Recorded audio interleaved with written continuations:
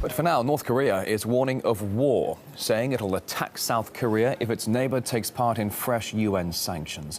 The ultimatum marks a third day of fiery rhetoric, with Pyongyang previously vowing more nuclear and ballistic tests. Let's get more perspective on the latest outspurt with James Corbett, editor of a Japan-based news website, joining us live here on RT. Good to see you today. So a third day of rhetoric from all sides now. Is there anything more to it, do you think, than just the usual saber rattling? North Korea is very good at doing that.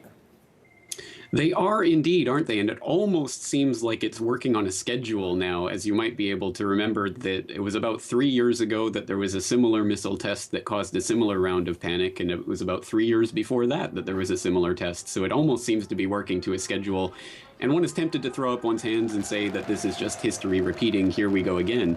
Except for the fact that in this case we have China actually voting with UN Security Council Resolution 2087 that is imposing some more sanctions on North Korea and condemning their satellite launch last month. And this is potentially interesting because right now, of course, China is in its leadership transition. So this potentially means that China might be coming around a little bit, and it might be more amenable to some sort of action on North Korea, because we might remember back in 2010 they tried to block the last UN Security Council resolution. So this might be a change. Certainly it does seem, as you say, a possible changing of the tides there, perhaps even a regional shift with China changing its position on this against North Korea. China supporting, as you say, these UN sanctions against North Korea. But what are your thoughts, though, on this promise from Pyongyang of more nuclear tests? In the past, you and I have spoken here on RT. You've referred to Southeast Asia as a boiling pot. Do you think it can actually fit in an atomic firing range? I doubt the Western world would allow that to go through. Probably not. And once again, Pyongyang is an absolute wild card in this whole situation. And it really is just an irrational actor in the whole scene. It's been years now of carrots and sticks, and neither of them seem to have any effect. There seems to be periods of relative quiet and then periods of panic and threats and threats of violence.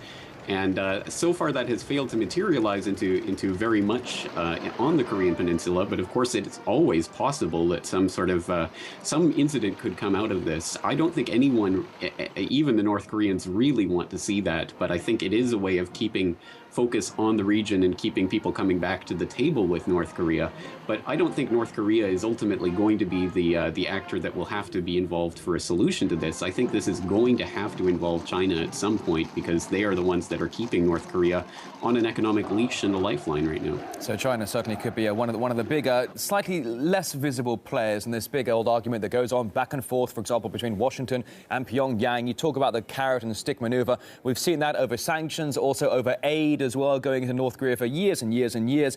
I must say, though, it is this last year that most of North Korea's shenanigans have been written down to Kim Jong-un's need to prove himself. Do you think in any way that could be the case?